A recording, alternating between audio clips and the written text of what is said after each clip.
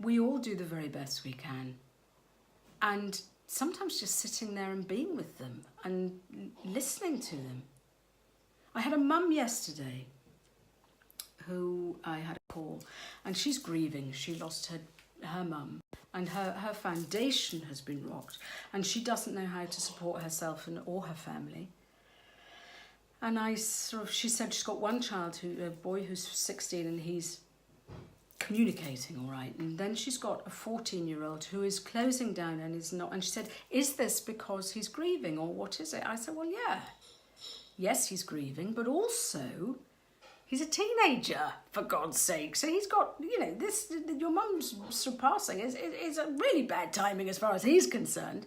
But I had one sort of thing which she came back to me and said, oh my God, this really works, thank you. And it's for especially young lads, because they're not very good at communicating. But any child that's sort of now dragging their feet or being monosyllabic and not really wanting to talk to you, try this. You say to them, and you have to explain it to them, so they've got to sit and listen to you. Best times in the car because they've got nowhere to go. But just say, I am so not concerned, but I am here to support you. I want to do the very best I can for you. But you've got to allow me in. You've got to let me in. And I know as a parent, I need to talk to you. We need to talk. I need to find out what's going on. I need to hear everything so I can make it all better for you. And sometimes kids are going, oh God, no, just leave me alone. I don't want any of this. So here's what you do. You say, I will ask you, whenever I feel like it, 3 questions. And the first question is, what is your number? And what that means is, on a scale of 1 to 10, how are you feeling right now? 1 being really, really shitty, and 10 being absolutely couldn't be better. Absolutely on top of the world. Thank you very much, mother. So, on a scale of 1 to 10, what's your number? And the golden rule and the expectation and the demand is total honesty. Okay? So, what is your number? Number 2 is, what is your word? And what they have to do here is give you a describing word in how they feel. Now, it's not shit, because that's sort of, well, it's not really very descriptive. So it could be like lost or hopeless or scared or jealous or optimistic or hopeful or excited or whatever. Because what those 2 questions do is start, when you start using them regularly, it gives you that sliding scale and it gives you the benchmark. Oh, okay, today's a good day, today's not so good. Oh my God, I've got to do something about today. Or, or right, well, okay, things are better than they were yesterday. Hurrah. So what's your number? What's your word? And then the third one is, do you want to chat?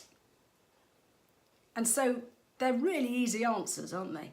And you might, do you want to chat is usually 80% of the time, no. Or as Jack would always say to me, no, you're all right, thanks. Which means back off, buddy, I'm fine. I don't want, well, maybe not always fine, but I don't need you to interfere any further. This has to be respected. And I know as a parent it is really, really hard because you need to fix your broken child if they're having a horrid time. But you can't, because this is the rule of the 3 questions. But invariably, you might just get a, can we have a chat, or can we take the dog for a walk, or whatever. And that is sort of what you've been waiting for if you know your child is struggling. Now, a couple of times I've sort of had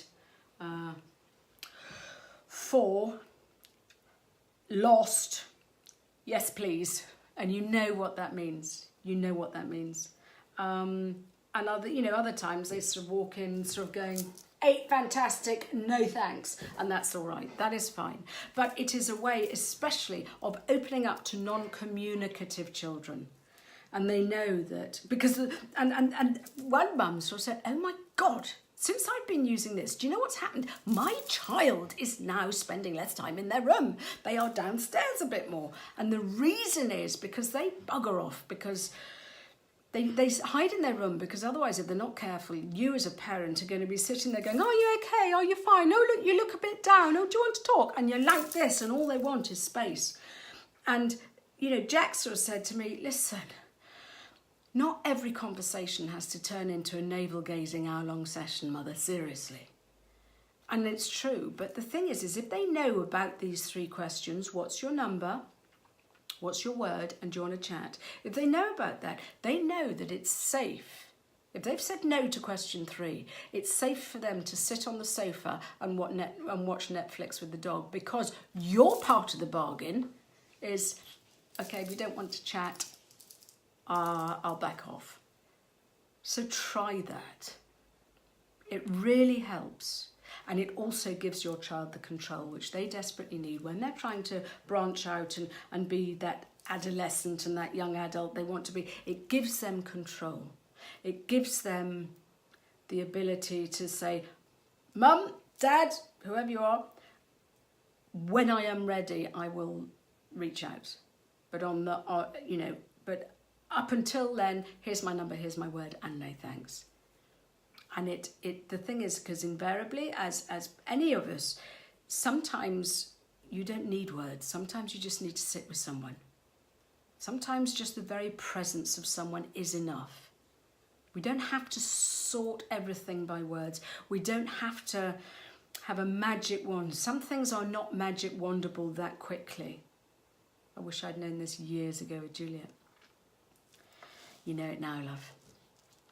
So it's a matter of being there and being as supportive as you can, and as supportive as your child will allow you to be at the time. But if you build up that relationship, once your child knows that you have their back rather than on your back, oh my lordy, that is so cool.